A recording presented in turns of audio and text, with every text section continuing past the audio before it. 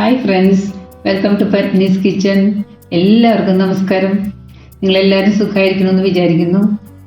ഇന്ന് ഞാനിവിടെ ചെയ്യാൻ പോകുന്നത് ഒരു നാടൻ വറുത്തരച്ച കടലക്കറിയാണ്. അത് ഒരുപാട് പേര് എന്നോട് ആവശ്യപ്പെട്ടിട്ടുണ്ടായിരുന്നു. സ്പെഷ്യലി മോൻ്റെ ഫ്രണ്ട്സ് ഒരുപാട് പേര് ചോദിച്ചിട്ടുണ്ടായിരുന്നു. അപ്പോൾ എന്തായാലും ഇന്നൊന്ന് ഉണ്ടാക്കി കാണിക്കാമെന്ന് വിചാരിക്കുകയാണ്. ഇത് വളരെ ടേസ്റ്റി ആയിട്ടുള്ളൊരു ഡിഷാണ്. അപ്പോൾ അതിലേക്ക് എന്തൊക്കെ ചേർക്കണമെന്നും അതെല്ലാം കറക്റ്റായിട്ട് നിങ്ങൾ ഫോളോ ചെയ്താൽ മാത്രമാണ് അതിൻ്റെ ആ ടേസ്റ്റ് വരുള്ളൂ.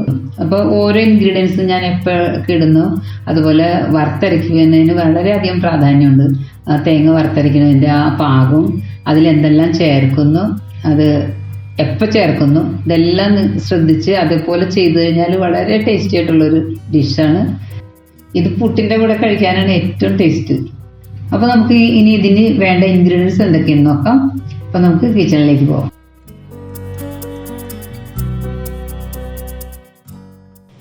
നാല് തണ്ട് വേപ്പില, 1 ഇഞ്ച് നീളത്തിൽ ഇഞ്ചി എടുത്തിട്ട് പൊടിയായിട്ട് അരിഞ്ഞു വെച്ചിട്ടുണ്ട്. 10 അല്ലി വെളുത്തുള്ളി പൊടിയായിട്ട് അരിഞ്ഞു വെച്ചിട്ടുണ്ട്.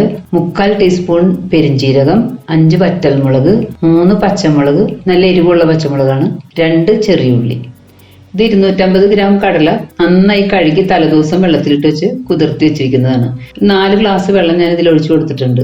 നമ്മൾ കുക്ക് ചെയ്യാൻ പിന്നെ ഈ വെള്ളം തന്നെയാണ് എടുക്കുന്നത്, ഇത് കളയണ്ട. ഇത് ഒരു തേങ്ങയുടെ പകുതി ചിരവി വെച്ചിട്ടുള്ളതാണ്.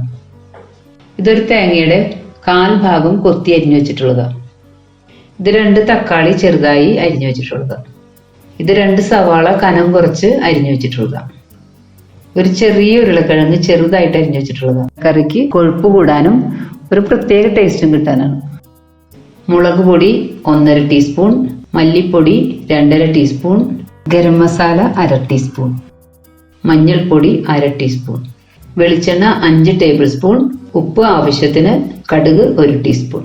ഇതൊക്കെയാണ് നമുക്ക് ഇതിന് ആവശ്യമായിട്ടുള്ള ഇൻഗ്രീഡിയൻസ്.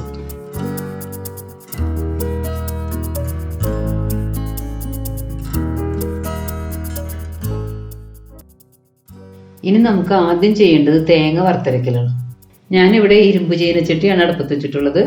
നിങ്ങൾ നോൺ സ്റ്റിക്ക് ഉപയോഗിക്കുന്നവരാണെങ്കിൽ അതാവാം. ചീനച്ചട്ടി ചൂടായി വരുമ്പോൾ അതിലേക്ക് കുറച്ച് വെളിച്ചെണ്ണ ഒഴിച്ചു കൊടുക്കാം. വെളിച്ചെണ്ണ നന്നായി ചൂടായി വരുമ്പോൾ നമുക്ക് പെരിഞ്ജീരകം ഇട്ട് കൊടുക്കാം. അതിലേക്ക് പെരിഞ്ജീരകം മുഴുവൻ പൊട്ടി കഴിയുമ്പോഴേക്കും അതിലേക്ക് അരിഞ്ഞു വെച്ചിരിക്കുന്ന ഇഞ്ചി ഒരു 3/4 ഭാഗം ഇട്ട് കൊടുക്കുക. വെളുത്തുള്ളി ഒരു 3/4 ഭാഗം ഇട്ട് കൊടുക്കുക. ഇനി ഇത് ലോ ഫ്ലെയിമിലാക്കിയിട്ട് ഗോൾഡൻ കളർ ആവുന്നവരെ നമുക്ക് ഇളക്കി കൊടുക്കാം.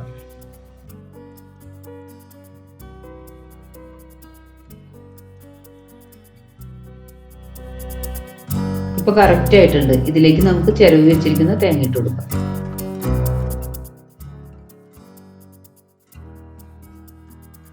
ഇനി നമുക്കിത് മീഡിയം ഫ്ലെയിമിലിട്ട് ഇളക്കിക്കൊണ്ടിരിക്കണം.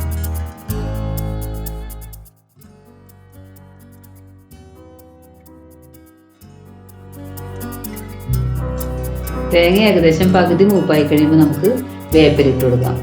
ആദ്യമേ വേപ്പിലിട്ട് കൊടുത്തു കഴിഞ്ഞാൽ ചിലപ്പോൾ മൂത്ത് ഒരു കരിഞ്ഞ ടേസ്റ്റ് വരും. ഇനി ഇത് ഇളക്കി ഇളക്കി മൂത്ത് വരുമ്പോഴേക്കും നമുക്ക് ലോ ഫ്ലെയിമിൽ ഇടാവൂ, അല്ലെങ്കിൽ അത് പെട്ടെന്ന് മൂത്ത് പോകും തേങ്ങ.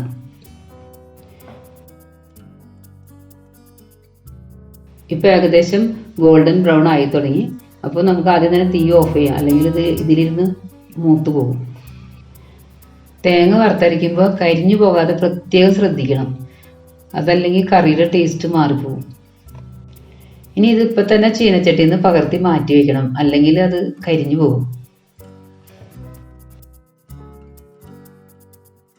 ഇത് ചൂടാറിയതിന് ശേഷം നമുക്ക് മിക്സിയിലിട്ട് അരച്ചെടുക്കാം.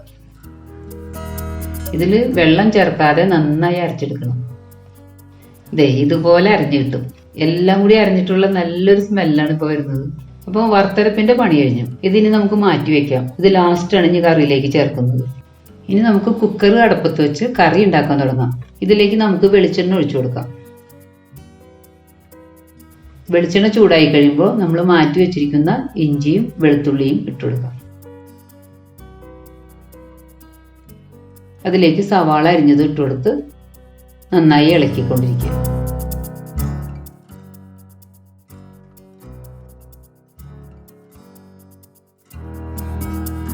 ഇനി സവാള ഒന്ന് പകുതി വഴണ്ട് വരുമ്പോഴേക്കും അതിലേക്ക് പച്ചമുളകും വേപ്പിലയും ഇട്ട് കൊടുക്കും. ഇത് വഴണ്ട് വരുന്നതുവരെ നന്നായി ഇളക്കി കൊടുക്കണം.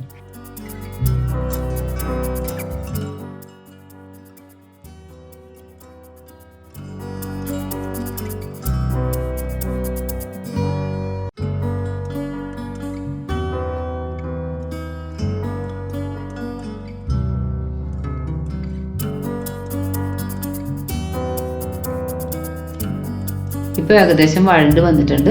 ഇനി നമുക്കിതിലേക്ക് തക്കാളി ഇട്ട് കൊടുക്കാം.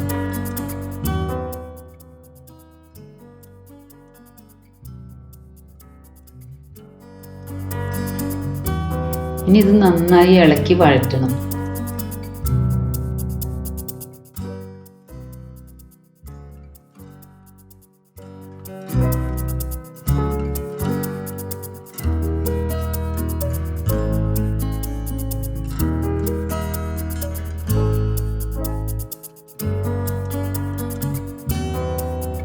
ഇതുപോലെ ആകുമ്പോൾ നമ്മൾക്ക് ഇനി ഇതിലേക്ക് മഞ്ഞൾപ്പൊടി ഇട്ട് കൊടുക്കാം. എന്നിട്ടൊന്ന് നന്നായിട്ട് ഇളക്കി വഴറ്റണം.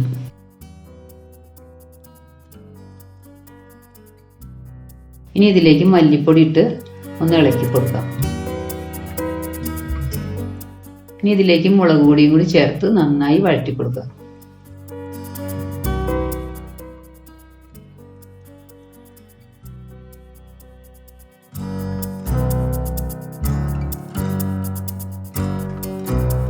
ഇപ്പോൾ പൊടികളുടെ എല്ലാം പച്ചമണമൊക്കെ മാറിയിട്ടുണ്ട്. ഇത് കരിയാതെ സൂക്ഷിക്കണം കേട്ടോ. ഇനി നമുക്ക് കുതിർത്ത് വെച്ചിരിക്കുന്ന കടല ആ വെള്ളത്തോടു കൂടി തന്നെ ഇതിലേക്ക് ഒഴിച്ചു കൊടുക്കാം. കടല വേവിക്കുമ്പോൾ നല്ല സോഫ്റ്റ് ആയിട്ട് വരാനായിട്ട് ഒരു ടിപ്പ് കൂടി പറഞ്ഞുതരാം. തലേദിവസം വെള്ളത്തിലിടുമ്പോൾ അതിൻ്റെ കൂടെ ഒരു ഇത്തിരി ഉപ്പ് കൂടി ഇട്ട് വയ്ക്കുക. ഇനി ഇതിലേക്ക് തേങ്ങാക്കൊത്തും ഉരുളക്കിഴങ്ങും ഇട്ട് കൊടുത്തിട്ട് ഒന്ന് ഇളക്കി കൊടുക്കുക. വെള്ളം പോരെങ്കിൽ കുറച്ചുകൂടി ഒഴിച്ചു കൊടുക്കണം. ഇതുപോലെ നിൽക്കണം. കടലയുടെ മുകളിൽ വെള്ളം അങ്ങനെ നിൽക്കണം. ഇനി ആവശ്യത്തിന് ഉപ്പിട്ട് കൊടുക്കാം.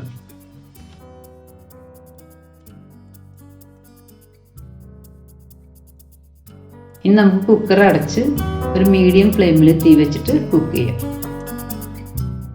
ഈ കുക്കറിൽ ഞാനൊരു 10 വിസിൽ വെക്കുന്നവരെ വെക്കാറുണ്ട്. ചില കുക്കറിൽ കുറച്ചും കൂടി കൂടുതൽ നേരം വെക്കേണ്ടി വരുമായിരിക്കും. കടല ആയതുകൊണ്ട് വെന്ത് പോകുന്ന ഒരു പ്രശ്നമൊന്നുമില്ല. ഇനി നമുക്കൊന്ന് തുറന്നു നോക്കാം. ഇപ്പം നല്ല സോഫ്റ്റ് ആയിട്ട് വെന്തിരിക്കുന്നുണ്ട്.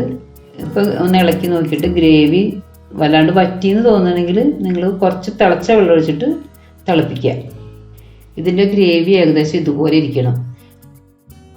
ഇനി ഇതിലേക്ക് നമുക്ക് വറുത്തരച്ച് വെച്ചിരിക്കുന്ന തേങ്ങ ചേർത്ത് കൊടുക്കാം. വറുത്തരപ്പ് ചേർക്കുമ്പോൾ തന്നെ നല്ല വാസന വരും.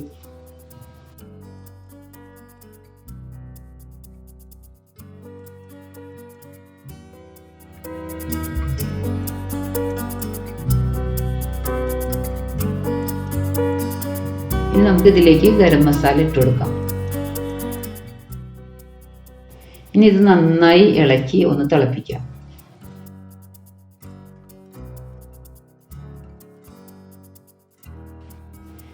ഇപ്പോൾ കറി റെഡി ആയിട്ടുണ്ട്. ഇനി നമുക്കിതൊന്ന് ഓഫ് ചെയ്തിട്ട് 2 മിനിറ്റ് മൂടി വയ്ക്കാം.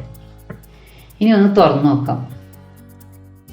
കണ്ടോ, എല്ലാം കൂടി നന്നായിട്ട് യോജിച്ച് ചേർന്നിരിപ്പുണ്ട്. ആ വറുത്തരപ്പും എല്ലാം കൂടി യോജിച്ചിട്ടുള്ള ആ നല്ല മണം വരുന്നുണ്ട്. ആർക്കും കൊതി തോന്നിപ്പോകും കഴിക്കാനായിട്ട്. ഇനി നമുക്കിത് സെർവിങ് ബൗളിലേക്ക് മാറ്റാം. ഇതിപ്പോൾ വിളമ്പിക്കൊണ്ടിരിക്കുമ്പോൾ തന്നെ ഇതിൻ്റെ വാസന ഇവിടെ മുഴുവൻ നിറഞ്ഞു നിൽക്കുകയാണ്. ഇത് പുട്ടിൻ്റെ കൂടെ കഴിക്കാൻ ഏറ്റവും ടേസ്റ്റി ആയിട്ടുള്ളൊരു ഡിഷാണ്. ഇതിങ്ങനെ ടേബിളിൽ കൊണ്ടുവച്ച് കഴിഞ്ഞാൽ ഒരാൾക്കും ഇത് കഴിക്കാതിരിക്കാൻ പറ്റില്ല. അത്രയ്ക്കും കാണാനും ഭംഗിയാണ്, അത്ര നല്ല വാസനയാണ് വരുന്നത്. ഞാനിതിലേക്ക് ഇത്തിരി താളിച്ചിടുന്നുണ്ട്. അത് വലിയ നിർബന്ധമുള്ള കാര്യമല്ല. താളിച്ചിടുമ്പോൾ ഇത്തിരി ടേസ്റ്റും കൂടും, നല്ല വാസനയുണ്ടാവും. ഞാനിത് സെർവ് ചെയ്യാൻ പോകുന്നത് നല്ല നാടൻ ചിരട്ടപ്പുട്ടിൻ്റെ കൂടെയാണ്. ചിരട്ടയിൽ പുട്ടുണ്ടാക്കാന്ന് പറഞ്ഞാൽ അതിനൊരു പ്രത്യേക ഗുണമുണ്ട്, നല്ലൊരു വാസനയുണ്ട്. ഇത് കണ്ടു കഴിഞ്ഞാൽ ആർക്കായാലും കഴിക്കാൻ തോന്നിപ്പോകും. അത്ര നല്ല കോമ്പിനേഷനാണ്. ഇത് നിങ്ങളെല്ലാവരും ട്രൈ ചെയ്ത് നോക്കണം, എല്ലാവർക്കും ഇഷ്ടപ്പെടും. ഇത് നിങ്ങൾക്ക് ഇഷ്ടപ്പെട്ടിട്ടുണ്ടെങ്കിൽ തീർച്ചയായിട്ടും ലൈക്ക് ചെയ്യണം, ഷെയർ ചെയ്യണം, സബ്സ്ക്രൈബ് ചെയ്യണം. നല്ലൊരു നാടൻ റെസിപ്പിയുമായിട്ട് അടുത്ത വീഡിയോയിലൂടെ വീണ്ടും കാണാം. Thank you. Bye bye.